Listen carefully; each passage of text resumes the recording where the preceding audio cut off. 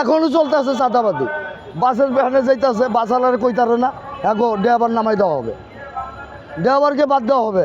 দেশের গাড়ি ঘোড়ার মালিকরা হুমকি দেওয়া হচ্ছে।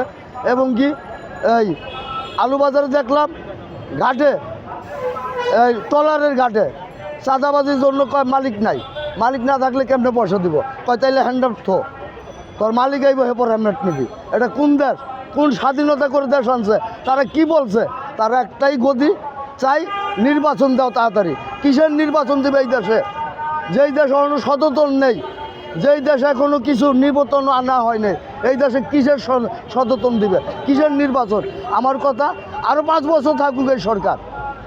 যেই পর্যন্ত এই চাঁদাবাদ সন্ত্রাসী এটির যে পর্যন্ত নাই করতে পারবে, দমন করতে না পারবে, সেই পর্যন্ত এই দেশে এই সরকারের দরকার। ধন্যবাদ।